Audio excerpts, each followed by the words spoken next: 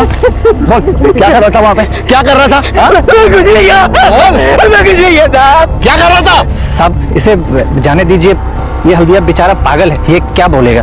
पागल है इसका मतलब लोगों को मार के खाएगा क्या? नहीं साहब, ये किसी को मार नहीं सकता और इस गांव में बहुत दिन से रहता है। कोई भी कुछ खाने को दे देता है तो ठीक है, नहीं तो कुछ भी जीव जंतु, मरा हुआ जानवर क्यों ना हो, कुछ भी खा के रह लेता साहब, लेकिन ये किसी को मार नहीं सकता। तुम्हारे यहाँ पे रोज हाजिरी लगाने की बात आई क्या? नहीं साहब, वो पड़ोस के गांव में जगराता था ना 7 दिन का, तो वहीं पे इसे खाना पीना मिल जाता था और अभी हफ्ते भर बाद तो ये दिखाई दिया है। जाओ चले की जाओ।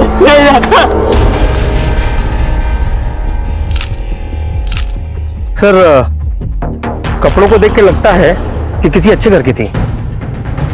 सोने की चूड़ियां, मंगलसूत्र सब सही सलामत है। खाने काम करो, लाश को पोस्टमार्टम के लिए भेज दो, बाकी के सवालों के जवाब वहीं से मिलेंगे।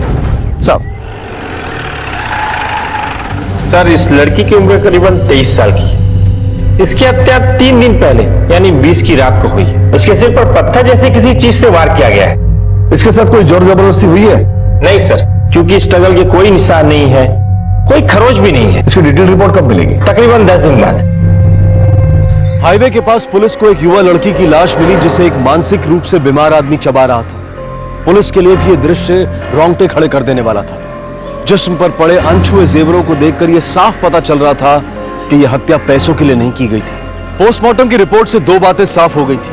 पहली यह कि सर पर पीछे से वार करने की वजह से लड़की की मौत हुई थी, और दूसरी अहम बात कि लड़की के साथ किसी किस्म की कोई जबरदस्ती नहीं हुई थी। मगर वो लड़की थी कौन, वहां क्या कर रही थी, अकेली आई थी या किसी के साथ आई थी, और उसे क्यों मारा गया? क्या वो मासूम किसी की निजी दुश्मनी का शिकार हुई थी?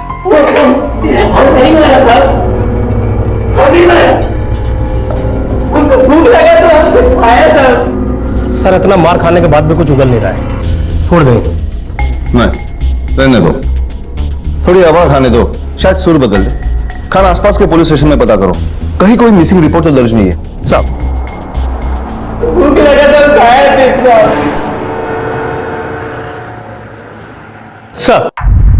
सर, लाश का हुलिया समस्तीपुर के पुलिस स्टेशन में दर्ज एक मिसिंग रिपोर्ट से मिलता है।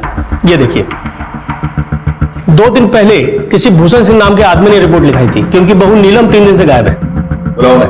सर,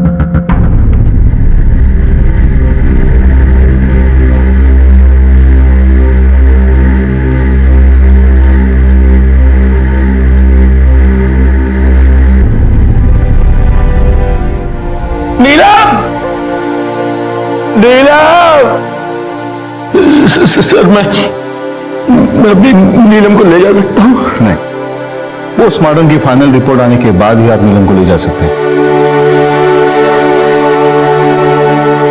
मिसिंग रिपोर्ट आपने 2 दिन बाद लिखवाई थी। घर पे झगड़ा हुआ था क्या? नहीं सर। अच्छा, ये एक बात बताइए कि आपके अपनी पत्नी के साथ कैसे संबंध है? खुशकिस्मती थी हमारी कि हमारी शादी उससे हुई थी, बहुत ध्यान रखती थी हमारा। आपकी उनसे आखिरी बात क्या हुई थी? आई जी, नाश्ता तैयार हो गया है। अच्छा, आपको काम पर नहीं जाना है क्या? अच्छी, काम वाम तो होता रहेगा, तुमसे बतिया भी तो लीजिए।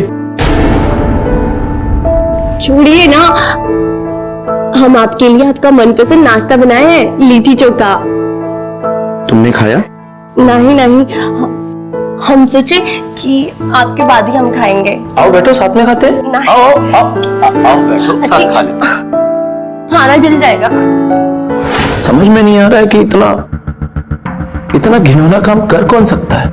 कमाल है सज्जन सिंह जी, वाकई में सब कुछ इतना अच्छा था तो ये मर्डर हुआ ही क्यों? तहकीकात में एक बात साफ निकल कर आई है कि ये मर्डर न रेप की वजह से हुआ है न लूटपाट। अगर मर्डर की वजह हो सकती है तो वो है दुश्मनी। जिस तरह से लाश को जलाया गया है, उसे ऐसा लगता है कि हत्यारा उसे पहचान रहा, इसीलिए वो उसकी पहचान मिटाने के लिए लाश को जलाना चाहता था। इसे यह लगता है कि खून किसी पहचान वाले ने ही किया है, और आप तो कहते हैं कि आपको किसी पे शक नहीं है या किसी के साथ दुश्मनी नहीं है। ये बात तो हमारी खोपड़ी में समझ में नहीं आ रही है कि आखिर उस बेचारी को कौन मार सकता है। इंस्पेक्टर साहब, बचपन में ही माँ को खो दिया था उसने। मुझे ही अपनी माँ मानती थी। कहने को तो बहुरिया थी, पर बेटी से कौनो कम नहीं थी। क्या बच्चों की तरह हरकत कर रही है तू? छोड़, बस बस बस बस बस। लगती हो ना एकदम हीरोइनिया। अभी सज्जन के बाबूजी देखेंगे तो क्या कहेंगे? क्या कहेंगे? यही कहेंगे कि मेरी दुल्हनिया तो अभी तक जवान है और हम तो कभी गौर ही नहीं किए। क्या पता था कि हमारी किस्मत में बहू का सुख ही नहीं है। अच्छा एक बात बताइए, जिस दिन आपकी बहू गई आपसे कुछ बात हुई थी उसकी? उस दिन तो किचन में खाना बनाने की तैयारी कर रही थी। क्या कर रही है बहुरिया? माँ जी सब्जी काट दिए हैं, बस अब भी छौंक लगाए देते हैं। अरे सब्जी रहने दे, छौंक हम लगा देंगे। तू जाके बगीचा में पानी डाल, नहीं तो आज सज्जन के बाबूजी हमका फिर गरी आएंगे। जी माँ जी अभी डाले देते हैं। आधे घंटे बाद जब हम बगीचे में गए तो वहाँ नीलम थी ही नहीं। हमका लगा कि बहुत धूप हो गया है, पेड़ों को पानी देकर वो अपने कमरे में गई होगी। अजीब बात है, आप दोनों के बीच में इतना अच्छा रिलेशन था, फिर भी आपकी बहू बिना बताए घर से चली गई। कुछ समझ में नहीं आ रहा है। क्या बताएं इंस्पेक्टर साहब, हम भी इसी सोच में हैं। अपने बहू को मोबाइल नंबर दीजिए। इंस्पेक्टर साहब, नीलम के पास कोनो फोन नहीं था। जरूरत ही नहीं थी ना, घर में सब चीज की सुविधा थी। अगर जरूरत होती तो हमारा ले लेती ना, पर ऐसा अक्सर होता नहीं था। देखिए, शहर के पार्टी अध्यक्ष हैं हम, पटना गए थे पार्टी काम से। जब वहां से वापस आए तो मालूम पड़ा कि हमें बहुत बहुत परेशान हो गए हम। कैसे कैसे हमने रात काटी हम जानते हैं। तो सुबह होते ही हमने पुलिस को इन्फॉर्म कर दिया और रिपोर्ट लिखवा दी। रूल रेगुलेशन तो हम भी जानते हैं, ऐसे ही पार्टी अध्यक्ष थोड़ी बन गए। अध्यक्ष जी, आपकी बहुरिया का मर्डर हुआ है, किसी पर तो शक होगा आपको। आपकी सियासत में कोई ना कोई तो ऐसा दुश्मन है जो आपके परिवार के साथ बदला लेना चाहता है। हमारा पूरा लाइफ सबके सामने है, ओपन है। पब्लिक हमें बहुत लाइक करती है, बहुत प्यार करती है। हमारे ख्याल में तो ऐसा कोई भी नहीं है। वो तो है, पब्लिक आपको लाइक करती है, पर कोई ना कोई तो ऐसा है जो आपकी बहू नीलम को डिसलाइक करता है। वरना आज आप यहाँ नहीं होते अध्यक्ष जी। 20 तारीख को आप कहाँ पे थी? सर हम उस दिन कॉलेज गए थे, मेरा एक्स्ट्रा लेक्चर का क्लास था, और जैसे ही हम कॉलेज से घर लौटे तो माँ ने कहा कि नीलम भौजी घर में दिखाई नहीं दे रही। तो मैंने कहा अरे चिंता काहे करती हो, जहाँ होगी आ जाएगी। तो मेरी भौजी ना थोड़ी सोशल टाइप थी, तो मुझे लगा कि आस पड़ोस में चली गई होगी। लेकिन जब बहुत देर तक नहीं आई तो मुझे भी उसकी चिंता सताने लगी। फिर पता चला कि वो तो हमें हमेशा हमेशा के लिए छोड़कर चली गई। Sorry sir. आप दोनों ननद भौजाई के बीच में रिश्ता कैसा था? सर ननद भौजाई का तो रिश्ता था ही नहीं, हम तो एकदम फ्रेंडली थे, सब बहनें जैसी। फिर भी आपको पता नहीं वो कहाँ जा सकती है? कोई रिश्तेदार, कोई पड़ोसी? सर हम उनसे कभी कुछ पूछते नहीं थे, उनसे बड़ी थी ना। क्या आपने उसके परिवार वालों को उसके गुमशुदगी के बारे में इन्फॉर्म किया था? इतना बड़ा बात हो गया कि हम उसको इन्फॉर्म नहीं करेंगे? रविपुर में है उसका मायका, अम्मा तो उसकी है नहीं, सिर्फ बाप है। खबर सुन के बहुत शौक हो गए वो। ठीक है सिंह साहब, अभी आप जा सकते हैं, लेकिन ये पटना वटना मत जाइएगा, क्योंकि हमें आपकी फिर से जरूरत पड़ सकती है। अब दरोगा की बात कौन डाल सकता है? नमस्कार। रविपुर में है उसका मायका, अम्मा तो उसकी है नहीं, सिर्फ बाप है। सर खान, हमारा थाना क्षेत्र सुल्तानगंज समस्तीपुर और राधेपुर के बीचों बीच है, और नीलम की लाश राधेपुर के नजदीक मिली है। यानी कि यह मुमकिन है कि नीलम अपने बाप के घर जा रही हो या वहां से वापस लौट रही हो, उसी समय यह हादसा हुआ होगा। मगर जब तक हम किसी नतीजे पर नहीं पहुंचते तब तक हमें उनकी बातों को सच मानना पड़ेगा। नीलम अपने मायके गई थी या नहीं गई थी, ये तो हमें उसके मायके से ही पता चलेगा। खान, नीलम के ससुराल के सभी फोन नंबर्स के रिकॉर्ड्स निकलवाओ। सर।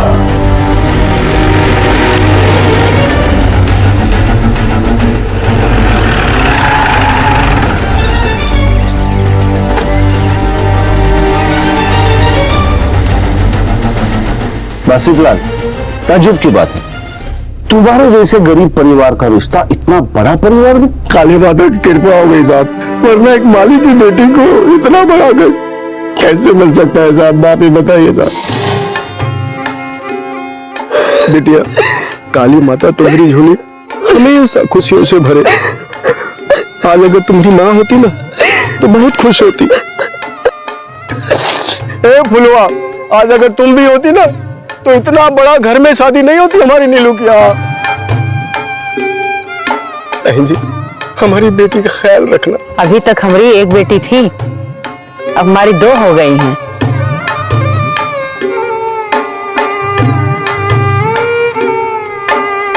भैया, बहुत ही ऊंचे परिवार में आपकी बेटी का ब्याह हुआ है, वो भी बिना कोई लेन देन। पिछले जन्म में जरूर कोई अच्छे कर्म किए होंगे बेटी ने। अच्छा, ये शादी तेरी मर्जी से हुई थी कि तेरी बेटी की मर्जी से? लड़का लड़की एक दूसरे को जानना तो बहुत दूर की बात है सर। एक दूसरे को देखा तक नहीं ना। हमने जहां बोला वहां हमारी बेटी ने शादी कर ली साहब। लाखों में एक थी हमारी बेटी साहब।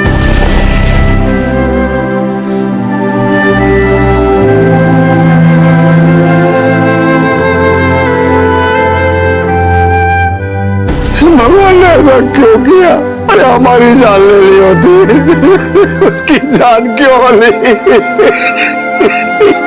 कोई नहीं जानता था कि दरअसल उस रात को क्या हुआ था। नीलम के ससुराल वाले उसकी तारीफें करते नहीं थकते थे। उसका पिता भी मानता था कि नीलम के ससुराल वाले देवता थे। एक अच्छी बेटी, अच्छी बहू, मिलनसार, किसी से कोई बैर नहीं, लेकिन फिर भी उसे मार दिया गया। सर के पीछे के घाव के अलावा जिस्म पर कोई खरोच तक नहीं थी। क्या वजह हो सकती थी उसे मारने की? किसे फायदा हुआ होगा उसकी मौत से? हर बीते दिन के साथ रहस्य गहराता जा रहा था। तमाम कोशिशों के बावजूद भी पुलिस की समझ में कुछ नहीं आ रहा था। क्या तहकीकात के दौरान पुलिस ने किसी अहम सबूत को नजरअंदाज कर दिया था? क्या कुछ ऐसा था जो नाक के नीचे होने के बावजूद भी दिखाई नहीं दे रहा था?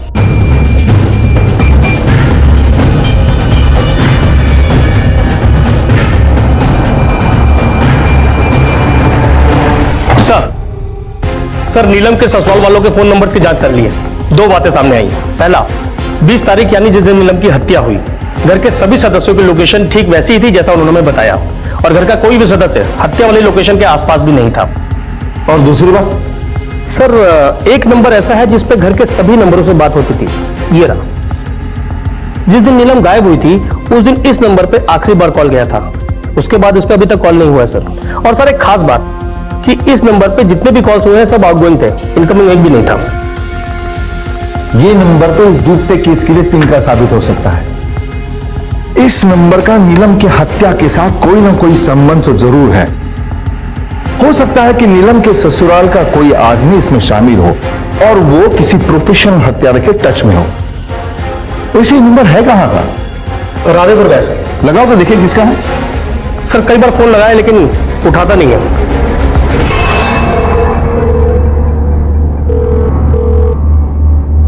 नहीं उठा रहा सर। इस नंबर के बारे में तो सिंह परिवार ही बता सकता है।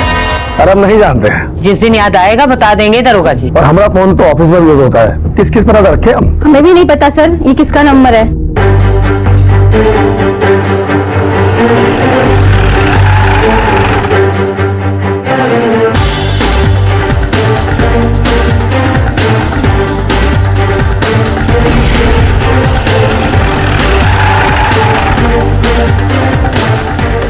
शिवा, तेरा नाम है? समस्तीपुर के भूषण सिंह को जानते हो? क्या रिश्ता तुम्हारा उससे? पहले था साहब, अभी कोई रिश्ता नहीं है। तो फिर वो लोग तुमको फोन क्यों करते हैं? तुम खास हो उनके? ना तो हम उनके खास हैं और ना ही वो सब हमको फोन करते हैं। सिर्फ नीलम हमको फोन करती है। सुनो, ले चलो इससे। चलो उसको उठा लो। अरे साहब, अंदर डाल उसको। अरे साहब, सच सच बता वरना बहुत पिटाएगा। बोल। साहब, हम सच कह रहे हैं, हम बहुत प्यार करते थे उससे। काहे का प्यार बे?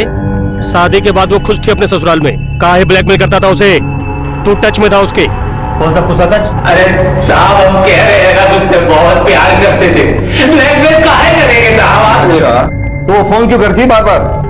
उसने पैसा देना बंद कर दिया इसलिए घर से बाहर बुलाकर उसको मार डाला, या उसने रिश्ता रखने से मना कर दिया इसलिए उसकी जान ले ली? अरे नहीं साहब, ये झूठ है साहब, ये झूठ है। आवाज नीचे। पुलिस स्टेशन इतना घर नहीं। देख, तेरी भलाई इसी में है। सब कुछ सच सच बता जा हमें। सर, आप कुछ देर के लिए इसको मेरे पास छोड़ दीजिए, सब उगलवाऊंगा। अगर कितना भी मार ले, कितना भी डराना होता है, यही सच है कि हम दोनों एक दूसरे से बहुत प्यार करते थे। हाँ, ये बात है ना कि नीलम आप खुश नहीं थी, उस पर बहुत अत्याचार होता था साहब आप, बस इसीलिए वो हमें फोन करती थी। फोन छीन लिया है। कहते अपने बाप के अलावा किससे बात करेगी, इसलिए तो कभी इसके और कभी उसके फोन से फोन करती हूँ। अरे हमने तुमसे पहले ही कहा था, काहे छोड़ छाड़ के सब कुछ वापस नहीं आ जाती है। हाँ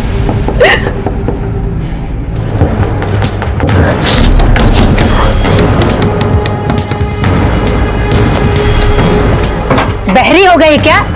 किससे बात कर रही थी? क्या कर रही थी तू? हाँ? अपने यार से बात कर रही थी ना? ये फोन कहाँ छुपा के रखा है? क्या हो गया?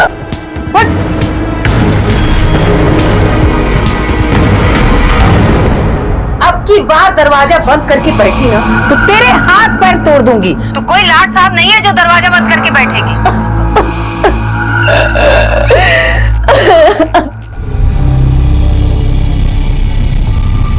ये सब जानने के बाद हम जिद कर कर उससे मिलने गए। ये भगवान भी कुछ नहीं कर सकते अब। हमारे लालची बापू ने हमारी शादी नहीं करवाई, बेच डाला है हमें, बेच। तू चिंता न कर नीलम, भाग चलते हैं यहाँ से, दूसरे शहर। इतना बड़ा देश है, कोई नहीं पहचान पाएगा हमको। चल।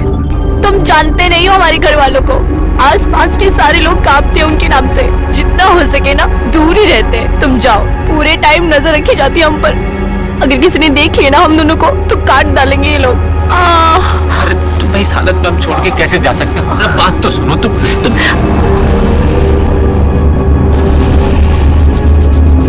अच्छा, तो मंदिर के नाम से ये सब हो रहा है भौजी? भैया और बाबूजी को पता चल गया ना तो सीधा देव दर्शन करा देंगे वो। अरे बहन कुछ नहीं, वो तो हम इधर से गुजर रहे थे, तो ये हमारे गांव की है ना, तो हम थोड़ा सा पता लेने के लिए इधर रुक गए। वो थोड़ा तबीयत ठीक नहीं लग रहा था। अब पूछ लिया ना हालचाल, दोबारा इधर दिखाई पड़ गए ना तो अच्छा नहीं होगा। चल भौजी। उस दिन मंदिर के बहाने नीलम से हमारी आखिरी मुलाकात थी।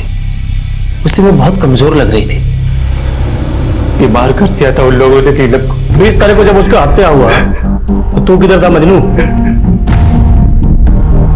साहब मैं अपने घर पर था। उस रोज तुम दोनों में क्या बात हुई थी? उसका फोन आया था साहब, हमारे फोन का बैटरी खत्म हो गया था, हम उससे बात नहीं कर पाए। हमें नहीं पता था कि हमें इतनी महंगी कीमत चुकानी पड़ेगी इसकी।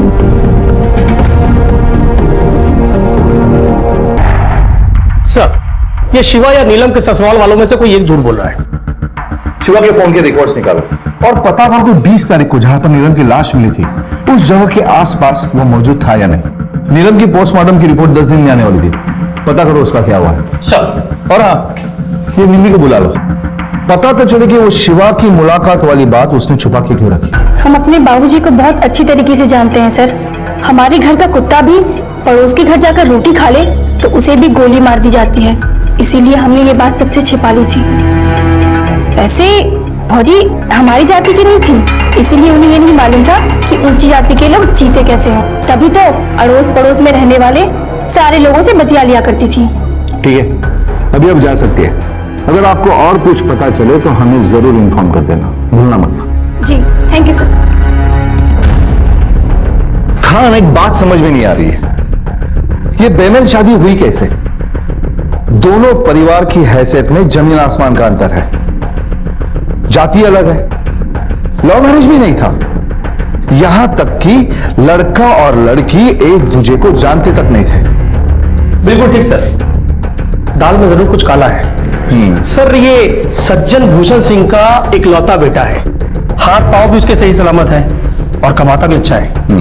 परिवार की हैसियत भी थी और दबदबा भी। इनको अपनी जाति में और हैसियत के हिसाब से लड़की मिल सकती थी, लेकिन ऐसा हुआ नहीं। सर, ऐसा भी हो सकता है कि प्यार में ठुकराया हुआ आशिक शिवा जानबूझ के मनगढ़ंत कहानी बना रहा हो बदला लेने के लिए। हो भी सकता है और नामुमकिन भी हो सकता है, क्योंकि बात कहीं ना कहीं शादी पे ही आ रही है। खान, पता करो ये शादी किसने करवाई थी। हो सकता है इस कत्ल का राज इस शादी में छुपा हो।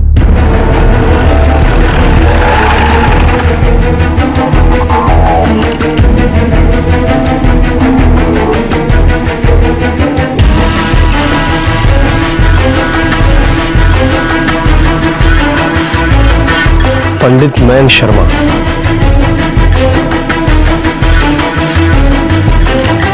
इसे पहचानते हैं पंडित जी?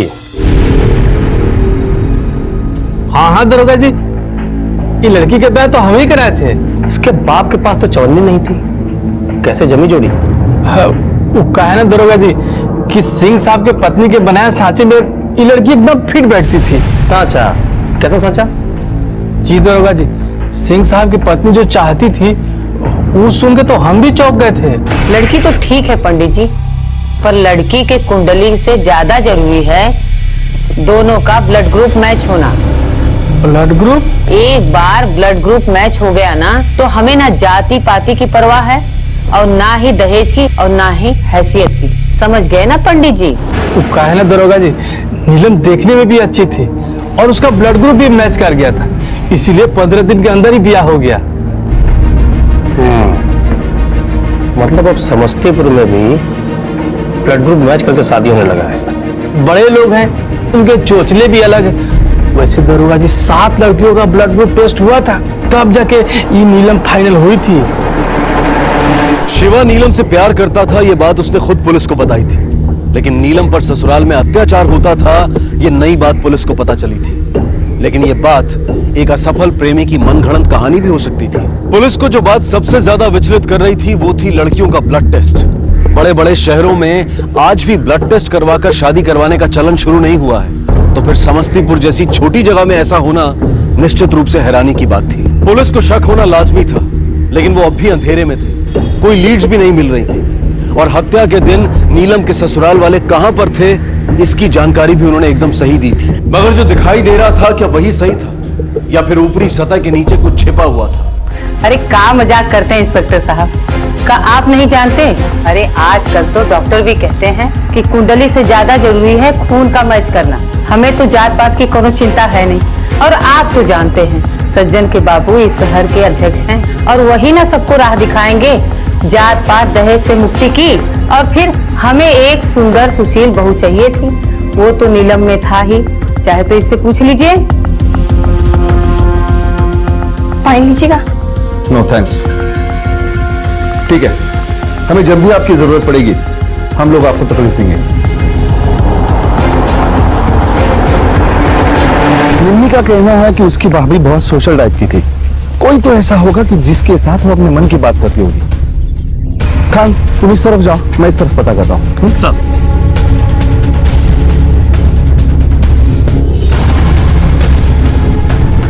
हमने कहा ना हम ज्यादा बात नहीं करते थे। देखिए आपको किसी ने हमारे साथ देख लिया ना तो गजब हो जाएगा। हम जावत है।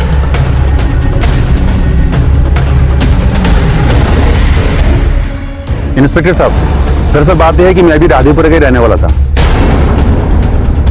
ये बात जब उसे पता चली तो अक्सर मुझसे मिलने के लिए मेरे घर आया करती थी। उस दिन जब वो मेरे घर आई थी ना तो बहुत देरी हुई थी। नीलम, चलो पानी पी लो। नीलम, ये तुम्हारे हाथ को क्या हुआ? कुछ नहीं, वो खाना बनाते बनाते तेल गिर गया था। और उसका हाथ तेल से नहीं जला था? देख के लग रहा था किसी ने उस पर गर्म लोहे के रॉड से दागा है।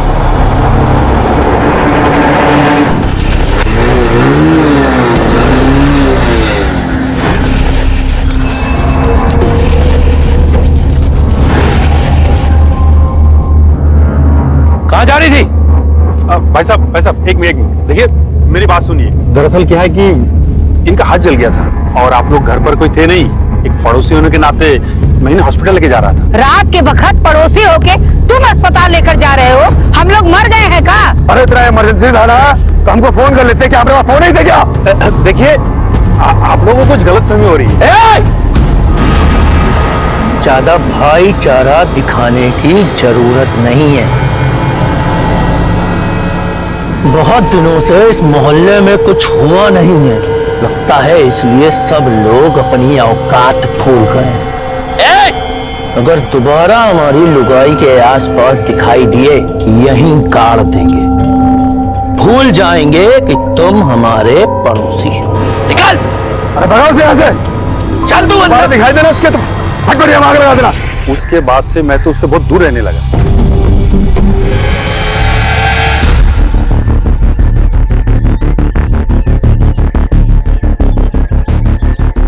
हाँ, कभी कभी बात तो होती थी, मगर किसी परेशानी में है ऐसा उसने कभी बताया नहीं। हाँ साहब, बहुत अच्छी औरत थी और सब हर मंगलवार और शनिवार को आया करती थी। कोई खास बात जो आपने देखी हो? नहीं साहब, हम तो भगवान की सेवा में ही लगे रहते हैं, समय कहाँ मिलता है। अभागन थी, इतनी सी उम्र में चली गई, मगर भूषण सिंह के खानदान के लिए वो जादू की छड़ी थी। जादू की छड़ी? और नहीं तो कहा साहब, भूषण सिंह का बेटा तो बचपन से ही बीमार रहता था, और जब से उसकी शादी हुई और वो बाहर से घूम कर आया, उसकी किस्मत ही बदल गई। एकदम भला चंगा हो गया, जैसे उसे कुछ हुआ ही ना हो। ऐसा कौन सा बीमारी था उसे? पता नहीं साहब, सूखता जा रहा था, ऐसे लगता था जैसे ज्यादा दिन जिएगा नहीं, लेकिन अब तो वो एकदम मुटिया गया है। धन्यवाद। ऐसी कौन सी बीमारी है जो शादी के बाद तुरंत ठीक हो गई? ऐसा कौन सा खास ट्रीटमेंट मिला उसको शादी में? सर, ये नीलम के ससुराल वाले जरूर कुछ छुपा रहे हैं। और ये शिवा, नीलम का दोस्त, उसकी बातों में कुछ तो सच्चाई जरूर है।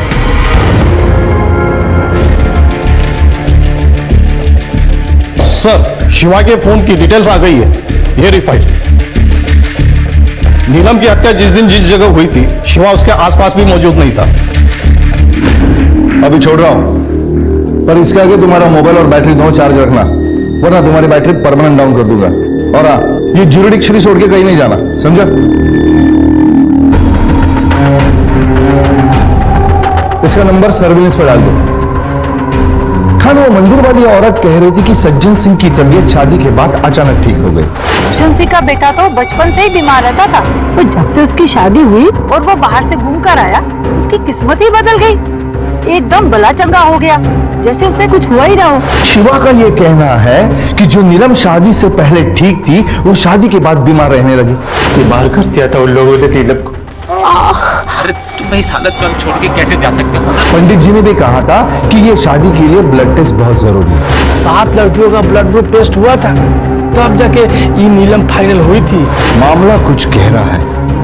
खान, तुम एक काम करो, फॉरेंसिक वालों से बात करो और उनको पूछो कि नीलम की ये फाइनल पोस्टमार्टम रिपोर्ट कब आ रही है। कल शाम तक आ जाएगी। गुड। सर, नीलम की पोस्टमार्टम रिपोर्ट आ गई सर।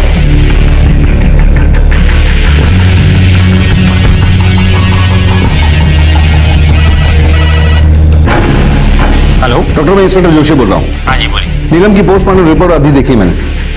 आप ये क्या कह रहे हैं? अरे श्योर? मैंने खुद जांच पड़ताल करके रिपोर्ट लिखी, उसमें कोई दो राय नहीं। लेकिन वो आदमखोर पागल का भी ये काम हो सकता है। नहीं, जो मैंने रिपोर्ट में लिखा है वही सत्य है। शिवा को फोन लगा।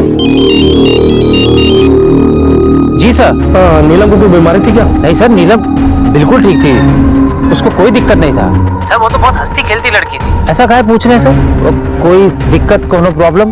नहीं, कुछ ऐसे कोई बीमारी नहीं थी सर। सज्जन सिंह के फोन रिकॉर्ड्स दोबारा चेक करो। सर,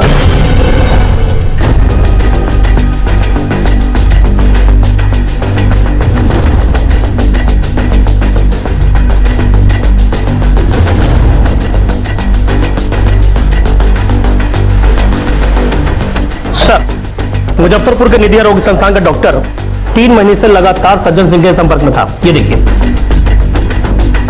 खान, हमें इस केस की कड़ी मिल गई है। Let's go. ये सज्जन सिंह का 3 महीने का सो कॉल्ड हनीमून, कुछ तो गड़बड़ लग रहा है।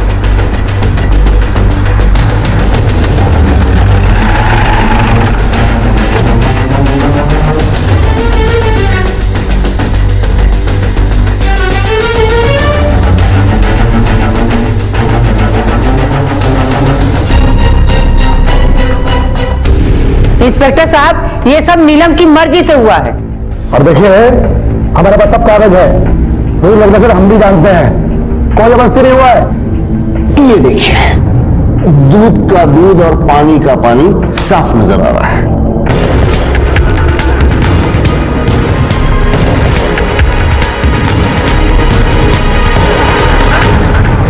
आप लोग नीलम को बेहोशी की हालत में अस्पताल ले गए। अब आप लोग ये कहेंगे कि वो बीमार हो गई, उसको अटैक आ गया, इमरजेंसी में उसका ऑपरेशन करना पड़ा। लेकिन क्यों? ऑपरेशन करने के लिए बेहोश करना पड़ता है, पता होगा आपको। अच्छा, तो अब आप डॉक्टर भी बन गए, हमें मेडिकल का ज्ञान दोगे? सुनते हैं खान। सर, पहचाने कि कराए इंट्रोडक्शन? यही है ना वो डॉक्टर जिन्होंने ऑपरेशन किया था? और ये है नीलम की अंगूठे के निशान। जबकि नीलम पढ़ी लिखी थी, उसकी साइन नहीं ली, अंगूठे का निशान लिया। क्यों? हमने कोई धोखा नहीं दिया इंस्पेक्टर साहब। शादी से पहले उसके बाप से इस बारे में साफ साफ बात हुई। तो बस इतना ये तय हो गया कि तुम्हारी बेटी से हमारे बेटवा की शादी में ना तो हमको दहेज लेंगे, ना ही तुम्हारा 1 भी रुपया खर्च होने देंगे। सारा खर्चा हम उठाएंगे, ऊपर से तुमको 20,000 रुपया भी देंगे। लेकिन शादी के बाद तुम्हारी बेटी एक किडनी अपने पति को दान देगी। जी जी जी जी, बिल्कुल बिल्कुल बिल्कुल। लेकिन हमारी एक प्रार्थना है आप लोगों से, अगर 20 का 50,000 कर देते तो। नहीं, हम नीलम को कानो कान खबर नहीं होने देंगे, हमरा यकीन कीजिए आप लोग। चलो ठीक है। ऑपरेशन के बाद जब वो होश में आई और उसको सच्चाई का पता चला तो उसने आप लोगों के खिलाफ आवाज उठाना शुरू कर दी, लेकिन आप लोगों ने उसे डरा धमकाकर चुप कर दिया, उसको मारा पीटा भी। आखिर में उसका पूरा इस्तेमाल करके आप लोगों ने उसका मर्डर प्लान किया। नहीं, ये झूठ है सर। उसकी हत्या हमने नहीं की। मैं तो खुद उसे सब कुछ बता दी थी। आपने हमारे साथ इतना बड़ा धोखा कैसे किया? हमारा ऑपरेशन करवाए, वो भी हमारी बिना मर्जी की। आप कैसे मेरी जिंदगी के साथ खेल सकते हैं, बताइए? अरे सुर नीचे करके बात कर। जाके अपने बाप से पूछ, उसने सौदा किया था तेरा सौदा, और जितना तय हुआ था उतना हमने दिया, तब जाके तेरा ब्याह हुआ है, वरना तेरी औकात थी मेरी बहू बनने की। नहीं, ऐसा बिल्कुल नहीं हो सकता। ऐसा ही हुआ है। हम खुद जाएंगे और पूछेंगे बापूजी से, कैसे कर सकते हो ये सौदा?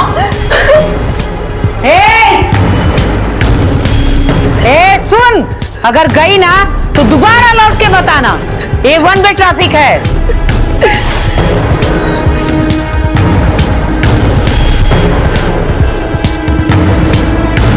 हमने कुछ नहीं किया है। आप लोगों ने बेहोशी की हालत में उसे बिना पता ये कांड किया हुआ है। ये साफ साफ अपराध है। कांस्टेबल, इन्हें हिरासत में ले लो और इनके खिलाफ एफआईआर दर्ज करो।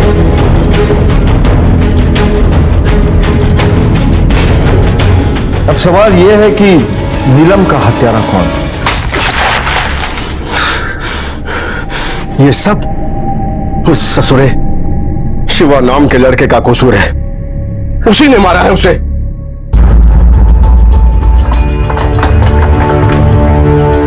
बासितलाल, लेकिन तुम्हारी बेटी ससुराल ये कह के आई थी कि वो तुमसे सवाल पूछने जा रही। सच बताओ, वरना याददाश्त ताजा करने के बहुत तरीके आते हैं। अब ये बताओ कि वो कब आई थी, क्या हुआ था?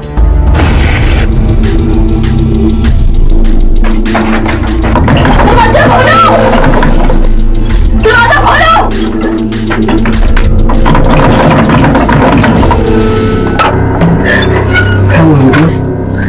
कितने में बेचा है तुमने हमको?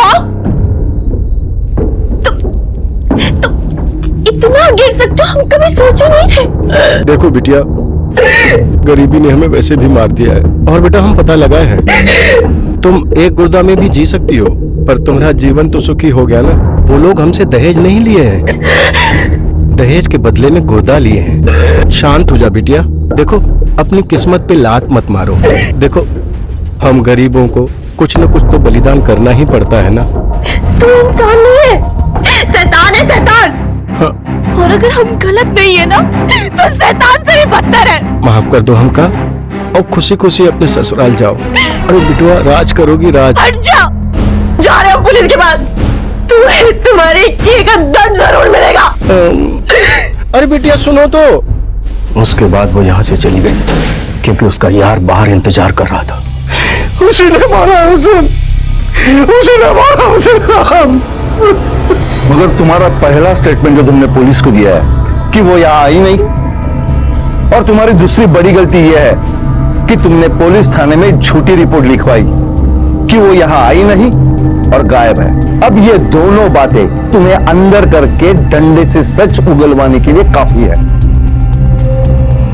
सर तलाशी में ये मिला है, इसमें खून के निशान भी है। अब क्या कहोगे तुम?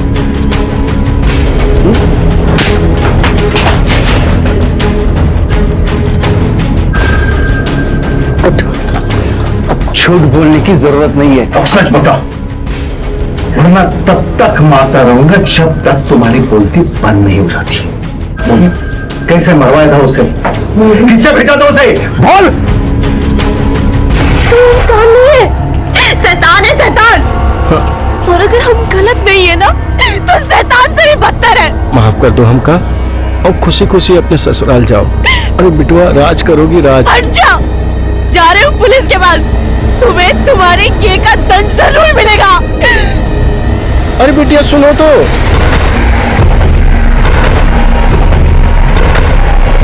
मेरी बात तो सुनो बिटिया। अरे क्या करने जा रही है तू? अरे रुक जा, अरे रुक जा बेटा, काहे अपनी और हमारी जिंदगी खराब कर रही है? सुखी रहेगी बेटा, रानी बन के राज करेगी।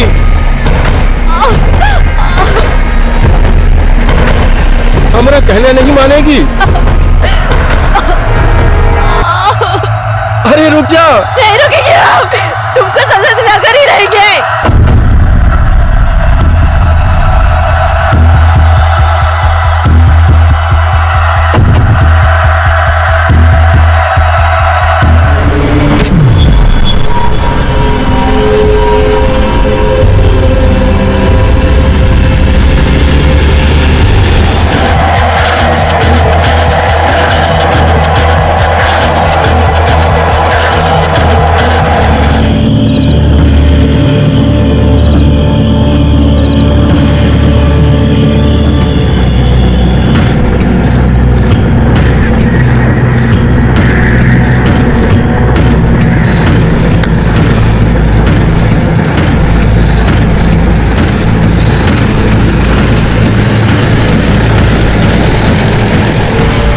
सच कहा था तेरी बेटी ने। तू बाप नहीं है, दलाल है, दलाल। तुम जैसे सारे लोग उस आदमखोर जानवर की तरह हो जो इंसान के शरीर के हिस्से खा रहे हो। अब पीसो जेल में चक्की और मर्डर, कॉन्स्पिरेसी ऑफ मर्डर और इलीगल ऑर्गन ट्रांसप्लांट, समझे? इंसान के कर्म ही उसका नसीब तय करते हैं। बसंत लाल की शराब पीने की और दौलत की लत ने उसे इतना अंधा कर दिया था कि उसने अपनी ही बेटी की किडनी को दहेज के बदले बेच दिया। उसने ना सिर्फ नीलम की जिंदगी का बल्कि उसकी मौत का भी सौदा किया। शराब और दहेज दो ऐसे दीमक हैं जो हमारे समाज को नष्ट कर देते हैं। इसलिए बेहद जरूरी है कि ना तो हम किसी को दहेज लेने दें और ना ही देने दें। बसंत लाल सिंह परिवार और डॉक्टर को आईपीसी की धारा 120 के तहत क्रिमिनल कॉन्स्पिरेसी के लिए और इलीगल ऑर्गन ट्रांसप्लांट के लिए गिरफ्तार किया गया। साथ ही बसंत लाल पर हत्या के लिए धारा 302 और सिंह परिवार पर दहेज मांगने के लिए धारा 498 भी लगाई गई। ये जरूरी है कि हम ऐसे लोगों से सतर्क रहें जो हालात का बहाना बनाकर जुर्म करते हैं। अब मैं अनूप सोनी आपसे विदा लेता हूं, फिर मुलाकात होगी अगले एपिसोड में और खुलासा करेंगे एक और जुर्म का। तब तक अपना और अपने परिवार का ख्याल रखें और देखते रहें क्राइम पेट्रोल डायल 100। सबक एक को, सीख हम सबको। जय।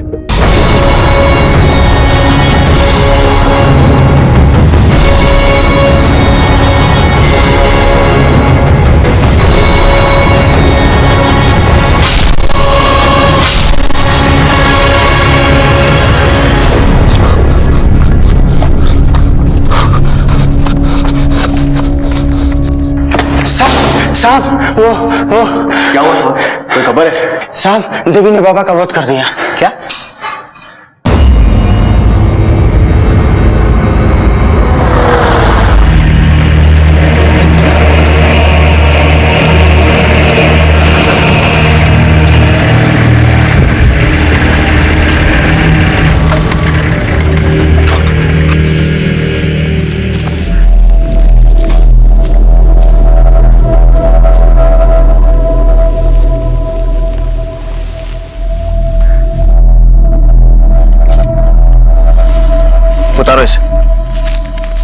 यहां दुनिया में मान्यताओं का भंडार है, भूत प्रेत देवी देवताओं का अंबार है। तो क्या उस दुनिया से कोई इस ईंट और गारे की दुनिया में आकर हाड़ और मांस से बने इंसान को मार सकता है? उसका कत्ल कर सकता है? कम से कम बरगद के पेड़ के नीचे जो हमने देखा उससे तो ऐसा ही लगता है, लेकिन आगे जो परतों के भेद खुले तो पुलिस तहकीकात की तहों में फंस गई और जिसने देखा, जिसने जाना, उसकी आंखें खुली की खुली रह गई। गांव शिवना, जिला सरन, बिहार, साल 2013।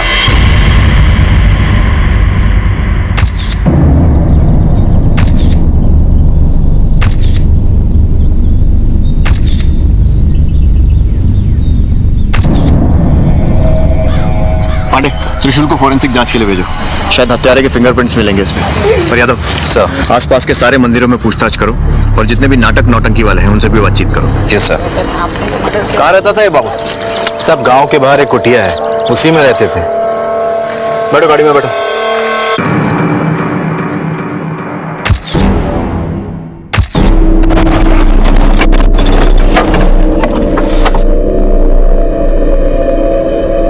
राम राम दरोगा साहब, ये मंदिर में कहाँ ढूंढ रहे हैं? गांव में सभी कह रहे हैं कि गांव देवी माता ने बाबा को मार डाला है, इसलिए हम देख रहे थे कि माता का त्रिशूल यहाँ पे है या नहीं। क्या बात कर रहे हैं दरोगा साहब? अरे माता तो माता है, उनको त्रिशूल की क्या कमी है?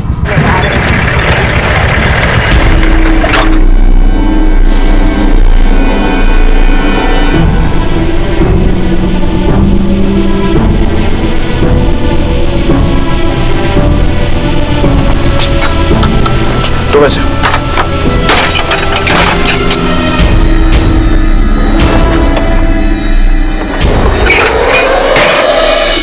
आसपास देखो सर।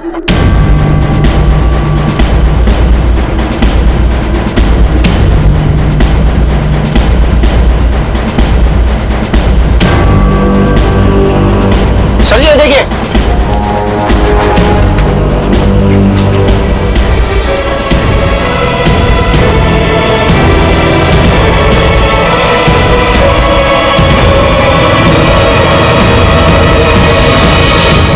देव बाबा बहुत भले आदमी थे साहब, वो सबका कल्याण करते थे।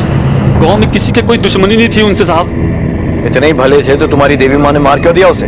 साहब हम लोग बहुत ही साधारण आदमी हैं, हम सब लोग उनको पहचान नहीं पाए, मगर देवी माँ उनको पहचान ली थी। वो जान चुकी थी कि देव बाबा ने जरूर कुछ पाप किया है, तभी उन्होंने पहले उनको धमकी दिया और उसके बाद उनको मार डाला। तुम कहते ऐसे रहे हो जैसे सब कुछ तुम्हारी आंखों के सामने हुआ है। साहब जी हमरी क्या, पूरे गाँव के सामने की बात है।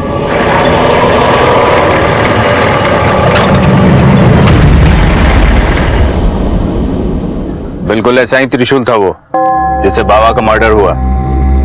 साहब हमें कलाकार हैं, अपनी कला की कसम खाकर कह रहे हैं, हमारे यहाँ से एक त्रिशूल चोरी जरूर हुआ है, लेकिन चोरी के बाद कहाँ गया हमें नहीं पता। कब चोरी हुआ? इतनी देर से इशारा कर रहे हैं, ध्यान कहाँ है बे तुम्हारा? त्रिशूल कहाँ है हमारा?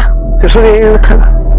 चार ही है, हमारा कहाँ है? अरे हम लाके रखे हैं, सारा त्रिशूल यही लाके रखे हैं। एक मिनट हम नीचे देखते हैं, यहाँ तो नहीं पड़ा है।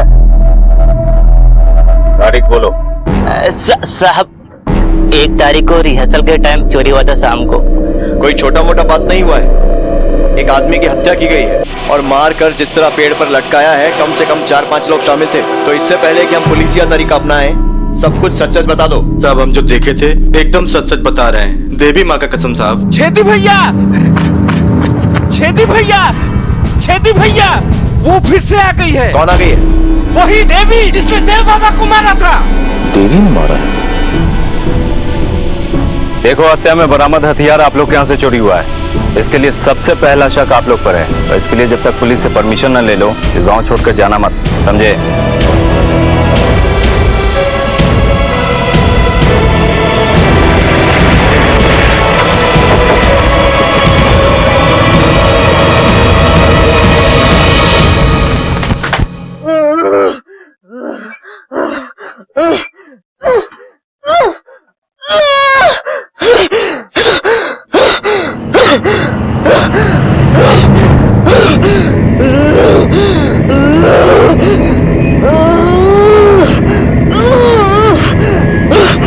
हमने मारा है उसको, हमने मारा है, हमने मारा है उसको, हमने मारा है,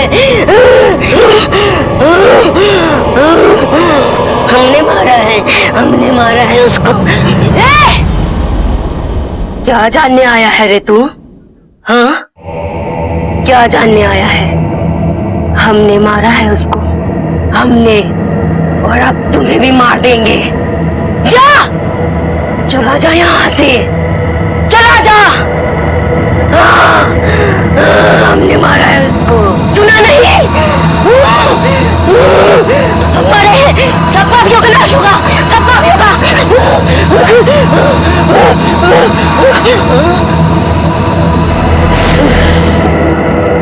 संभालो उसको, पानी लो।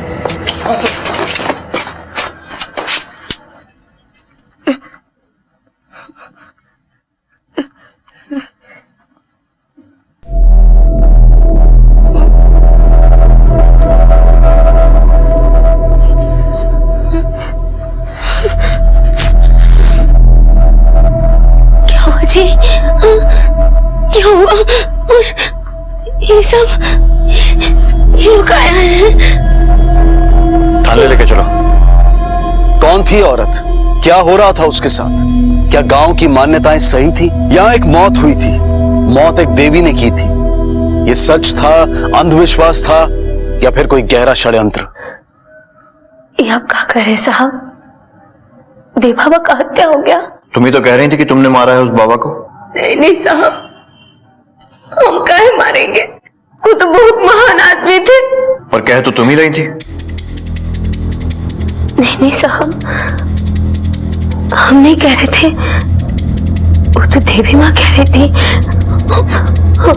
हमारे ऊपर देवी माँ आती है ना। साहब, इसका कोई कसूर नहीं है साहब। इसने अपना जुर्म कबूल किया है तो गिरफ्तारी तो बनता है, लेकिन क्योंकि इसकी मानसिक हालत ठीक नहीं है इसलिए गिरफ्तार करने के बजाय जांच के लिए अस्पताल भेज रहे हैं। सर, चंपा ये बात मान रही है कि त्रिशूल उसके यहाँ से चोरी हुआ है, मगर उसका कहना है कि हत्या में उसका कोई लेना देना नहीं है। इस केस का सबसे हैरान करने वाला बात यही है यादव, जिस पर शक हो रहा है वो मान नहीं रहा है, और जिसने अपना जुर्म कबूल कर लिया है उसकी बातों पर यकीन कर पाना बहुत मुश्किल है। फिलहाल ये पता लगाते हैं कि उस देव बाबा की पोस्टमार्टम रिपोर्ट क्या कहती है। जी सर। देखिए, इसकी हत्या कल रात 1 और 2 बजे के बीच में हुई है और उसकी मौत की वजह है त्रिशूल से गहरे घाव। शरीर पर और भी चोट और खरोच के निशान है। जब तक कोई बॉडी को क्लेम करने नहीं आता है आप इसे मोर्ग में ही रखिए। हम गांव वालों से पता लगाते हैं कि ये देव बाबा आखिर था कौन। देव बाबा तो रमता जोगी थे, महीने 2 महीने में एक बार आते थे, सबका दुख और कष्ट हर के चले जाते थे। साहब, ऐसे लोगों का पता ठिकाना थोड़ी होता है। आखिरी बार देव बाबा को कब देखे थे? जिस दिन उनका हत्या हुआ था उससे 2 दिन पहले। अरे खोल दे चुनरिया तो है सजन मिलेंगे, खोल दे चुनरिया तो है सजन मिलेंगे, सजन मिलेंगे तो है सजन मिलेंगे, सजन मिलेंगे तो है सजन मिलेंगे। ये भजन मीका राम ने लिखा है। इसमें सजन का मतलब स्वयं भगवान है और चुनरिया का मतलब है लाज शर्म, जो तुम लोगों ने जबरदस्ती दबा के रखी है। समझ में आया? हाँ, तो जोर से बोलो, खोल दे चुनरिया तो है सजन मिलेंगे, खोल दे चुनरिया तो है सजन मिलेंगे, खोल दे चुनरिया तो है सजन मिलेंगे। आजा आजा आजा, कैसी है तू? ला हाथ दिखा।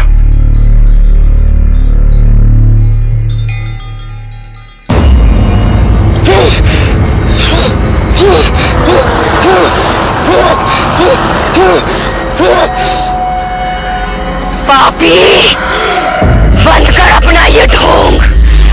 हमने तुम्हें पहचान लिया है। क्या कर रही है गौरी? तेरा वध करेंगे, तेरा वध करेंगे हम।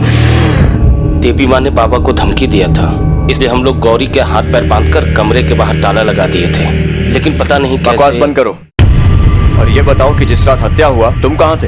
हम चंपा का नाच देखने गए थे। नाच देखकर वापस कब लौटे? सवेरे सवेरे लौटे हैं। अरे भाई, लेकिन मजा आ गया, बहुत मजा आया किया। अरे लिपस्टिक तो बहुत बढ़िया था, मजा आ गया। अरे अरे गौरी, अरे अरे अरे गौरी, तुम बाहर कैसे आ गई और यहाँ कैसे बैठी हो? और ये खून काहे लगा है?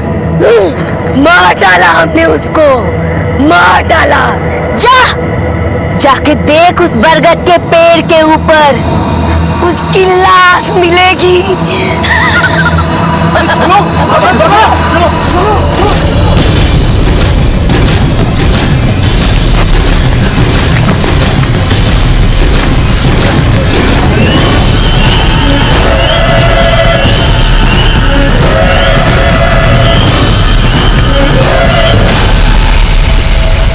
बस साहब यही हुआ। तो तुम में से किसी ने भी गौरी को हत्या करते हुए नहीं देखा? नहीं साहब। एक बात ध्यान रखिए, पुलिस को झूठी कहानी सुनाना भी अपराध है और उसके लिए भी सजा होती है। साहब हम लोग झूठ थोड़ी ही ना बोल रहे हैं, हम तो वही कह रहे हैं जो गौरी पर आई देवी ने कहा था। अगर कानून की आंखों पर निष्पक्षता की पट्टी बंधी है तो उसके हाथों में एक तरफ साक्ष्यों और सबूतों का तराजू भी है।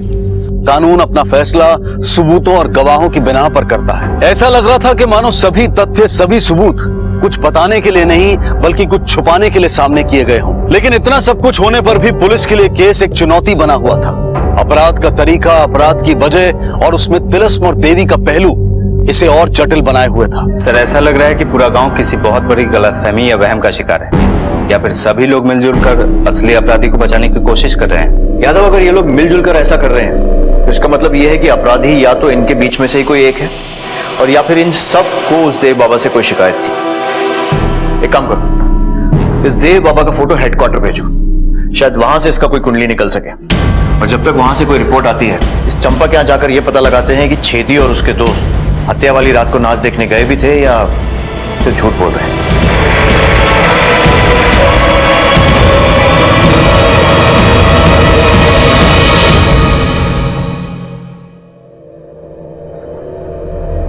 साहब अब नाच के समय यहाँ कौन आता है कौन जाता है, अब इसका हिसाब तो हम नहीं रख सकते ना। और वैसे भी हमें यहाँ आए हुए 10-12 दिन ही हुए हैं, इसीलिए ना तो हम किसी को नाम से जानते हैं और ना ही शकल से। 10-12 दिन से चल रहा है ना ये तमाशा?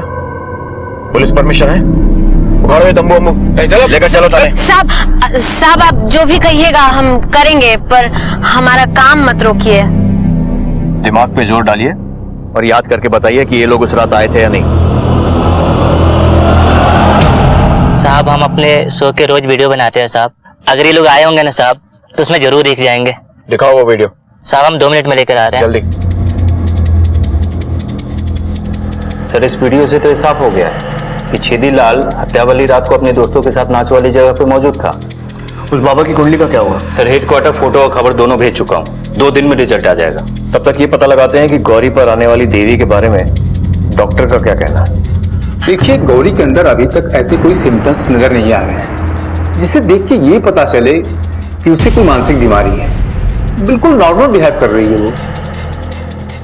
देखो गौरी, ये बात तो पक्का है, ये काम तुम अकेले नहीं कर सकते। तो इस हत्या में और कौन कौन शामिल है बता दो। आप सच कह रहे हैं साहब, हम कुछ नहीं जानते। गौरी को कुछ दिन और ऑब्जर्वेशन में रखते हैं, शायद बीमारी के कुछ सिम्टम्स नजर आ जाए। ठीक है।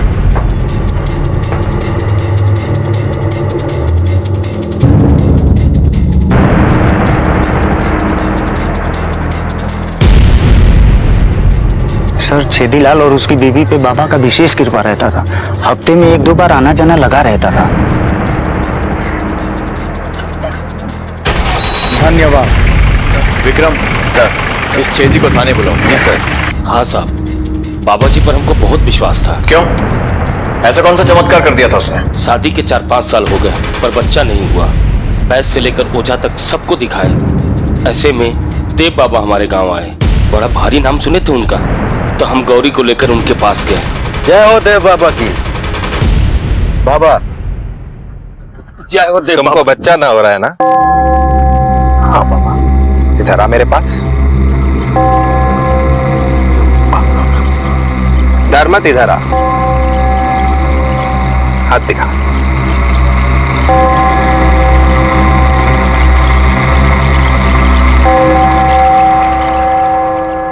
घबरा मत, बच्चा हो जाएगा,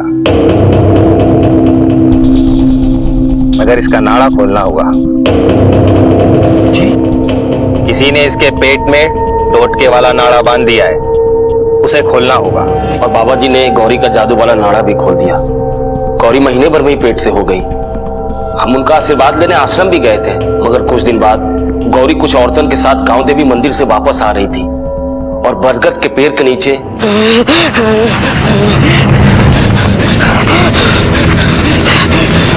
गौरी, गौरी, क्या हुआ? गौरी, हम गौरी नहीं, गांव देवी हैं। गांव देवी, और इस गौरी को भी हमारे साथ जाना होगा, हमारे साथ। कोई नहीं रोक पाएगा, कोई नहीं रोक पाएगा, कोई नहीं। गौरी, गौरी, गौरी। भैया, फौजी को बाबा के पास ले चलते हैं, अब वही कुछ करेंगे। चलो।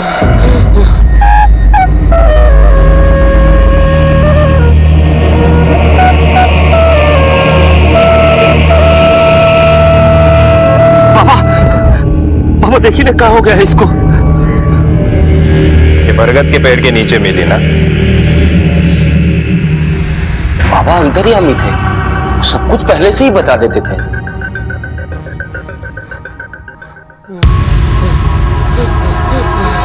बाबा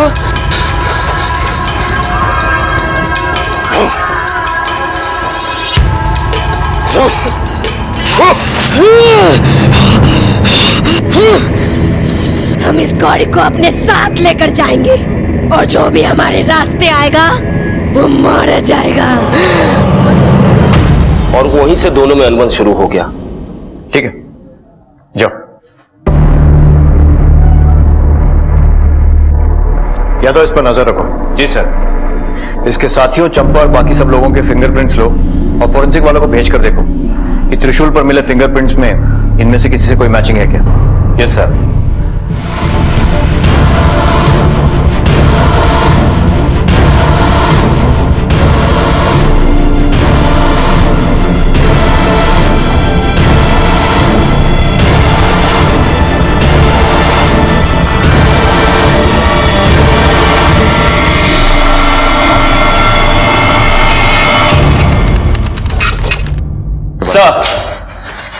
सर हेडक्वार्टर से बाबा पे अपडेट। सर इसका असली नाम गिरधारी है और ये घना से चोरी के इल्जाम में करीब 7 साल से गायब है। रिपोर्ट किसने लिखाई थी? सर चंपा ने। इसको पहचानती हो? देव बाबा या फिर गिरधारी, जिसके नाम की रपट 7 साल पहले लिखाई थी और फिर तुम्हारे ही त्रिशूल से उसकी हत्या हो जाती। अभी हत्या कैसे किया और कौन कौन इसमें शामिल है सच सच बता दो, वरना अगर पुलिसिया तरीके से हमने पूछताछ शुरू किया ना तो सहन नहीं कर पाओगे, ना ठीक से नाच पाओगे और ना ठीक से गा पाओगे। साहब ये सच है कि हम भी साले का मरा मुंह देखना चाहते थे, क्योंकि बहुत ही बड़ा धोखेबाज था वो। पूरा जेवर पालिश करा कर लाएंगे ना तो एकदम जगमगा जाएगा। शादी के दिन जब तुम पहनोगी ना आग लगा दोगी, छा जाओगी एकदम। आते हैं अभी। फिर 2 दिन तक वो लौटा ही नहीं, तो हमने रपट लिखवाया, लेकिन उसका कोनो पता नहीं चला। हम तो भूल भी गए थे, गांव-गांव जाकर नौटंकी करने लगे थे। और फिर जब हम ये गांव में आए ना तो हमें यहाँ पता चला कि कोई महात्मा रहते हैं यहाँ पर, और हम उनसे मिलने गए। जब वहां गए तो देखा कि कोई बाबा नहीं है, बल्कि गिरधारी झूम झूम के गांव वालों के साथ नाच रहा था।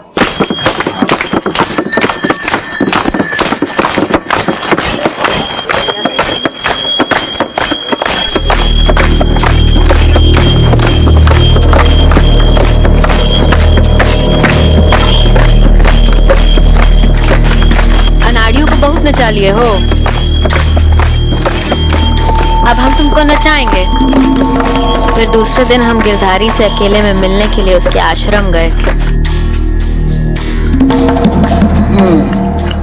नाचना गाना तो तुम हमसे सीख लिए थे, बाबागिरी कहाँ से सीखे हो? तुम्हारे यहाँ से जाने के बाद हम बटुक महाराज के यहाँ ड्राइवर हो गए थे। अच्छा, तुम चाय पियो ना। तो वहां से कितना लेके भागे हो?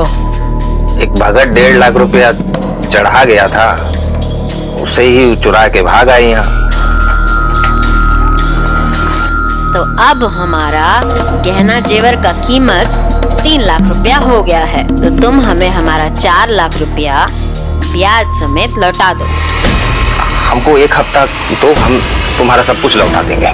लेकिन साहब इससे पहले वो हमारा गहना जेवर हमें वापस करता, वो मर गया। मर गया या तुमने मार दिया? नहीं साहब, उसके मर जाने से हमको हमारा गहना जेवर वापस थोड़ी ना मिल जाता, और उसको मारने से तो अच्छा था हम उसको आपको ही दे देते। जितना दिन जेल में सड़ता ना उतना हमको अच्छा लगता। और वैसे भी साहब, वो जिस दिन मरा उस दिन तो हम सारा रात अपना डांस कर रहे थे, और आपने तो वहाँ हमारा डांस वाला वीडियो देखा ही है ना। हत्या की जगह पर मौजूद नहीं होने का मतलब ये नहीं होता है कि जुर्म में तुम्हारा कोई हाथ ना हो सकता है किसी और से हत्या करवाई हो तुमने। सही करो यहां पर, आज के लिए छोड़ रहे हैं, लेकिन रोज थाने में आकर हाजिरी देना, समझी? जी साहब।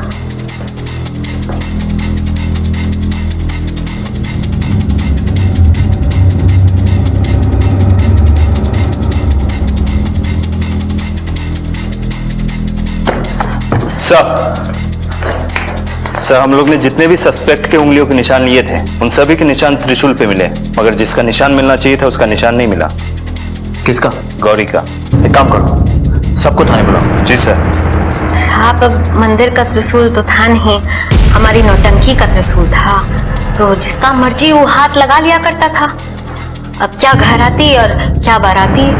साहब, नाच में प्रॉपर्टी की तरह यूज होता था त्रिशूल, और बैक स्टेज का काम हम ही देखते थे, तो हाथ तो लगेगा ही ना साहब। जितना छुपाने की कोशिश करोगे चीजें उतना ही सामने आएंगी। नौटंकी के त्रिशूल में तुम्हारी उंगलियों के निशान कैसे हैं छेदीलाल? साहब, हम और द्वारका लगभग 6:30 बजे नौटंकी देखने पहुंचे थे। नौटंकी शुरू नहीं हुआ था तो चंपा को देखने के चक्कर में इधर उधर घूम रहे थे। अरे चंपा इधर का रहती हो ना, इधर हो। अरे आज मिलते हैं मुझसे, रुको। अरे आप लोग यहाँ क्या कर रहे हैं? चलिए चलिए, नाच उधर शुरू होने वाला है। चलिए चलिए। हाँ, चल रहे हैं। छोटा है, बड़बड़ाता बहुत है। अरे बाप, त्रिशूल आज भोले बाबा का पाठ होगा क्या? द्वारका दिखाइए। अरे ये प्रॉपर्टी कहाँ हाथ लगा रहे हैं आप लोग? बस छोड़िए, इधर रखिए, दीजिए इधर। क्या कर रहे हैं आप लोग? नाटक का सामान है ना ये? कितने का टिकट लिया आप? अब 50 रुपए का भैया। तो जाइए ना, कुर्सी पर बैठिए, थोड़ी देर में नाटक शुरू होगा। जाइए चल चलाओ। और इससे ज्यादा हम कुछ नहीं जानते साहब। कसम से साहब, हमको कुछ नहीं पता साहब। हम छेदीलाल के साथ उसी समय केवल त्रिशूल को छुए थे। मुन्ना, क्या सचमुच त्रिशूल गायब हुआ था? हाँ साहब, त्रिशूल गायब होने के बाद भौजी ने बहुत झाड़ा था टुनटुनावा को साहब। देव बाबा की हत्या भी प्रकृति के तिलस्म की तरह आंख में चोली खेल रही थी। त्रिशूल पर जिन लोगों के हाथों के निशान थे वो इस अपराध से इनकार कर रहे थे, और जो लोग अपने मुंह से इस अपराध को स्वीकार कर रहे थे उनके हाथों के निशान त्रिशूल से नदारत थे। बहुत सी विसंगतियां, बहुत से कॉन्ट्रडिक्शन थे इस केस में। गौरी को देवी आती थी, लेकिन वो मानसिक रूप से बिल्कुल स्वस्थ थी, पर एक गौरी थी जो नाच गाने में मौजूद नहीं थी। लेकिन बाबा की लाश को अकेले पेड़ पर लटकाना उसके बूते के बाहर था। आखिर क्या था इस वारदात का सच? हाँ डॉक्टर, गौरी की रिपोर्ट्स आ गई।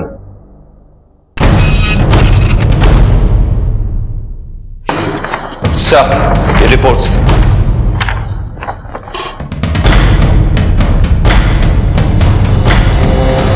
वो नौटंकी का वीडियो लेकर आओ फिर से। जी सर। चलो। इस वीडियो में शुरू का गाना तो ठीक है, लेकिन उसके बाद के कई सारे गाने कट कट के, मतलब रिकॉर्डिंग लगातार नहीं की गई थी, कैमरा बीच में बंद किया गया था। और हो सकता है उस समय छेदीलाल और उसके साथियों को समय मिल गया हो कि जाकर बाबा की हत्या करें और वापस नौटंकी में शामिल हो जाए। और सर, छेदीलाल बाबा की हत्या क्यों करेगा? और अगर उसने किया भी हो तो हम ये साबित कैसे करेंगे कि वो डांस वाली जगह पे मौजूद नहीं था? अब इन सब सवालों के जवाब तो वही देगी जो कह रही है कि उसी ने बाबा को मारा है, गांव देवी। साहब, हाथ क्या बांध रहे हैं आप लोग? हाँ साहब बताइए ना। ये उठा पटक क्या कर रहे जी आप?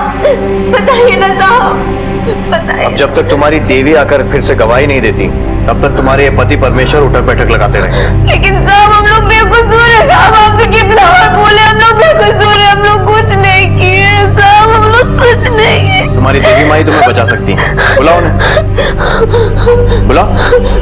देवी माई की जय हो, देवी माई की जय हो, देवी माई की जय हो। आ जाइए देवी माई।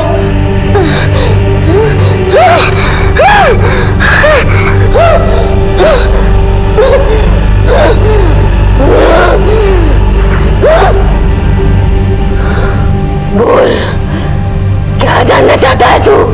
मैं ये जानना चाहता हूँ कि आपने देव बाबा को कैसे मारा? पाखंडी था वो, भागना चाहता था। मैंने उसे दौड़ाया और फिर उसको बंद करके उसे पेड़ पे लटका दिया।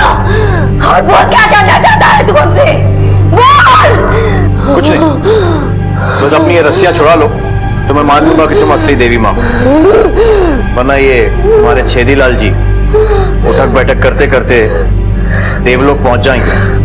देवी माँ की जय हो।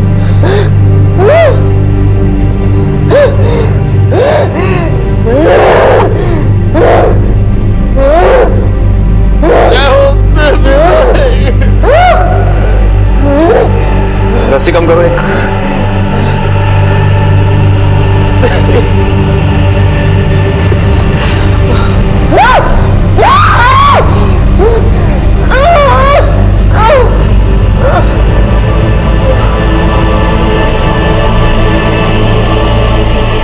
चालू रखो।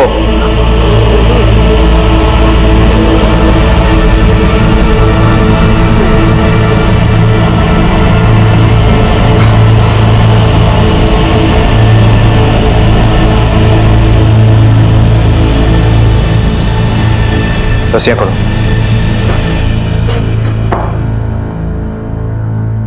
पानी लो।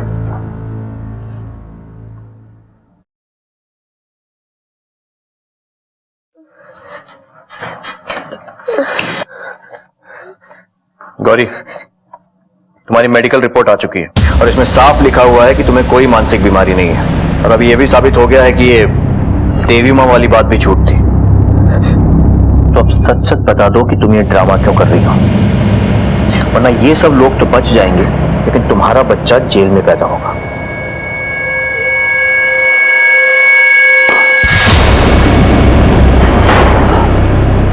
गौरी तो साधारण सी रस्सी नहीं खोल पाती तो तू कहता ताले से अपने आप बाहर आ जाती है। गौरी ने सब कुछ कबूल कर लिया है, अब तू भी बोल दे। साहब, बाबा पर हमने बहुत विश्वास किया था, लेकिन बाबा एक नंबर का धोखेबाज निकला। वो बाबा ने हमको बहुत मजबूर किया था साहब। बहुत तगड़ा टोटका हुआ है तेरी पत्नी के पेट में, उसे खोलने के लिए इसे हमारे साथ अकेले में कुंडला पाठ करना होगा, लेकिन ध्यान रहे न आसपास कोई हो और न गौरी विरोध करे न शंका, अन्यथा अनिष्ट होगा। और यदि अनिष्ट हुआ नहीं बाबा, नहीं, बाहर से घर के पास कोई नहीं आएगा, सुन लिया ना, न कोई विरोध न शंका। बाबा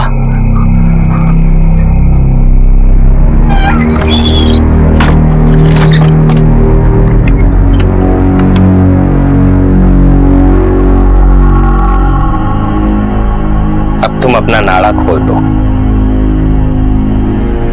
ताकि हम तुम पे लगा बांझ का कलंक मिटा सके, अन्यथा अनर्थ होगा, बहुत अनिष्ट। 1 महीने बाद हमको पता चला कि हम माँ बनने वाले हैं। तब हमको एहसास हुआ कि बचपन से तो हमारा छुटकारा हो गया, मगर साहब वो बाबा से छुटकारा मिलने का कोई आसरा नहीं दिखाई दे रहा था हमको। और तब जाकर हम उनसे बात किए। सुनिए ना, बाबा के आश्रम चलना जरूरी है का? अरे पगड़ी, बाबा के आशीर्वाद से ही तो बच्चा होने वाला है। चलो चलो। वही तो हम कर रहे थे आपसे कि अब तो हमारा कोक भी भर गया है, तो बाबा के आश्रम जाना जरूरी तो नहीं? और वैसे भी बाबा हमको क्या बोल रही है तुम? बाबा के बारे में अनाप शनाप बोल रही है, और हमारे बच्चा को कुछ हो गया था, हमको बच्चा चाहिए। चलो चलो। हमारे पति को बाबा पर अंधविश्वास हो गया था, वो उसके बारे में कुछ गलत नहीं सुनना चाहते थे। और जब वो दिन वो हमको बाबा के आश्रम लेकर गए तो बाबा इलाज के बहाने हमको अपने कुटिया में ले गया। और तुम पे दिल आ गया है हमारा, इसलिए हमसे मिलते रहने के लिए तुम्हें एक नाटक करना होगा कि तुम पर देवी आती है। हम इलाज के बहाने आते जाते रहेंगे, और यदि तुम ये बात नहीं मानोगी तो फिर हम सब सत्य कह देंगे। उसके बाद न तुम्हारी इज्जत रहेगी और न बच्चे का ठिकाना।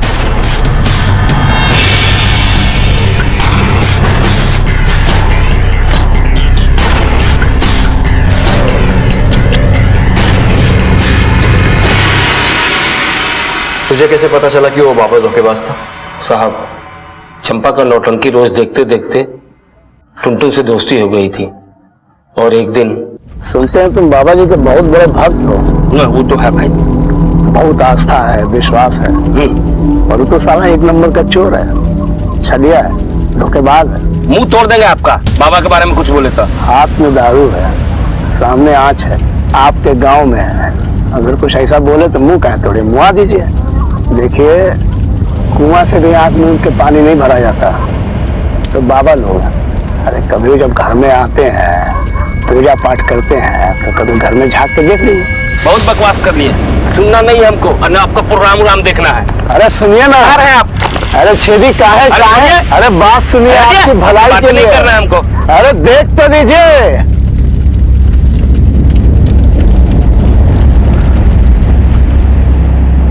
हमको विश्वास नहीं हुआ तो हम खुद जांच किए।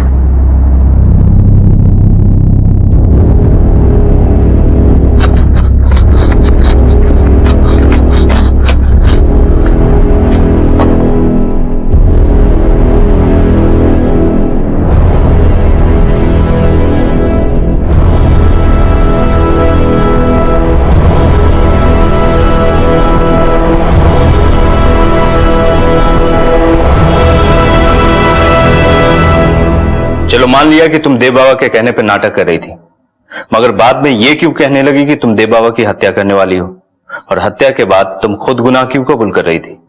साहब, वो तो हम क्या करते? आपको समझाने का कितना बार कोशिश की, मगर आपको तो खाली बच्चा चाहिए था। हमारा इज्जत तो जा ही चुका था। अगर सबको सच बता देते तो आपका भी इज्जत चला जाता, इसलिए हम किसी से कुछ नहीं बोले, हम चुप रह गए। अब एक ही रास्ता है। अब तक तू बाबा के कहने पर नाटक कर रही थी ना, अब हमरा कहने पर कर।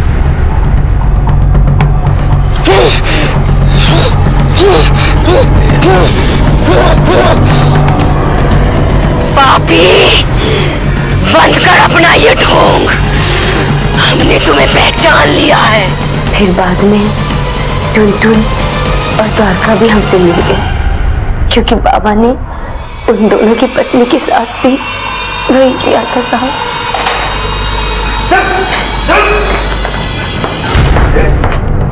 सच बता, ये सब तूने अपनी मर्जी से किया या फिर चंपा ने तुझसे करवाया? और एक बात याद रखना, अगर झूठ बोला ना, डंडा फेंका फेंका के मारूंगा। बोल।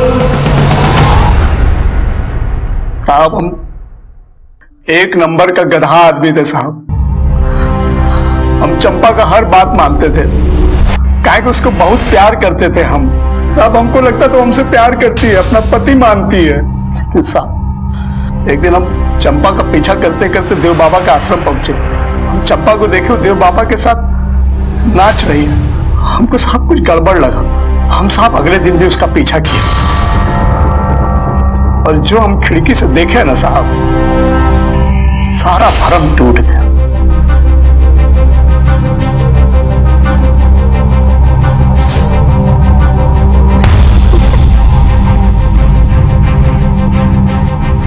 उस दिन से हमको देव बाबा से नफरत सा हो गया था साहब। कहानी समझ नहीं आ रही थी, इसलिए हम उसका जासूसी किए। हमको इन्फॉर्मेशन मिला कि तो बहुत बड़ा फ्रॉड है। छेदीलाल उनका बहुत बड़ा भक्त था साहब, क्योंकि उनका आशीर्वाद से उनको बच्चा होने वाला था साहब। जब से छेदी को बच्चा होने वाला था, तभी से उनका बहरारू का ऊपर देवी माँ आती थी। हमको सब समझ में आ गया साहब, इसलिए हम छेदी को अपना प्लान में शामिल किए, ताकि हम उस बाबा को ना सबक सिखा सके। इसीलिए छेदी के सामने हमने देव बाबा का सारा भंडा फोड़ दिया। सब टुनटुनवा का प्लान था। 4 जासूसी किताब पढ़ के बोला कि एकदम बढ़िया प्लान बनाया है। और फिर टुनटुन के प्लान के हिसाब से तुमने और द्वारका ने बाबा को मार दिया। सर, हम और द्वारका मारने गए थे, लेकिन वो हमारे हाथों से नहीं मरा। रुक! रुक नीच! मार! मार!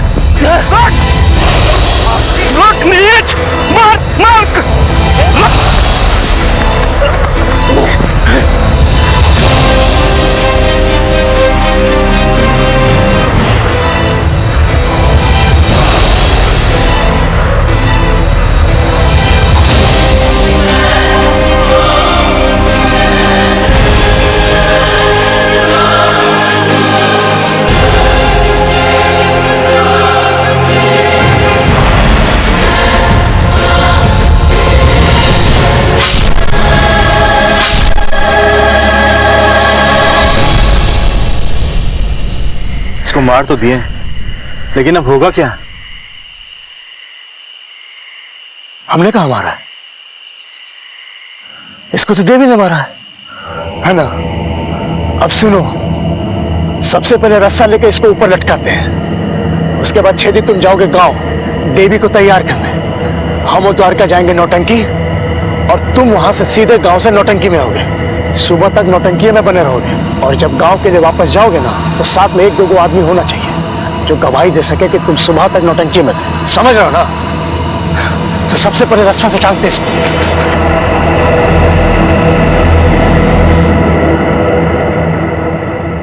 कितना भी जासूसी उपन्यास पढ़ लो, पुलिस 4 हाथ आगे ही रहेगी।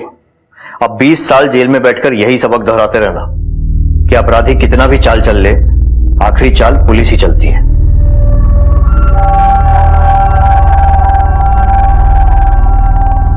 ज्यादातर अपराध की जड़ में विवेकहीनता और अज्ञान ही होता है। किसी लक्ष्य को हासिल करने के लिए अपराध का सहारा लेना यदि विवेकहीनता है, तो उस अपराध के परिणामों से अनजान रहना अज्ञानता। गांव शिवना, जिला सरण, बिहार के इस वाकये में अंधविश्वास का भी एक बड़ा भयानक पहलू था। अपने जीवन की बागडोर को ढोंगी बाबाओं और तांत्रिकों को सौंपना मूर्खता ही नहीं, बल्कि अपने परिवार के प्रति निर्ममता भी, जैसा कि छेदीलाल ने अपनी पत्नी के प्रति किया। इसके परिणाम कितने भयानक निकले ये सभी ने देखा। सब कुछ स्वाह हो गया। छेदीलाल और उसके दोस्तों को पुलिस को गुमराह करने के आरोप में आईपीसी की धारा 203 के तहत 2 साल की सजा सुनाई गई। टुनटुन को आईपीसी की धारा 302 के तहत हत्या के इल्जाम में आजीवन कारावास की सजा सुनाई गई। गौरी पर लगा कोई भी आरोप साबित नहीं हो सका। क्राइम पेट्रोल एक बार फिर आपसे यही विनती करेगा कि अपने जीवन को ज्ञान, विवेक, कर्म और तर्क के आधार पर चलाएं। नैतिकता और न्याय का दामन थामें, सतर्क रहें और किसी को, आपको या आपके अपनों को बहकाने ना दें। अब मैं अनूप सोनी आपसे विदा लेता हूं। फिर मुलाकात होगी अगले एपिसोड में एक और चौंका देने वाले केस के साथ। तब तक अपना और अपने परिवार का ख्याल रखें और देखते रहें क्राइम पेट्रोल डायल 100। सबक एक को सीख हम सबको। जय। इस तरह के और भी एपिसोड देखने के लिए हमारे चैनल को सब्सक्राइब करें और बेल आइकन दबाना ना भूलें।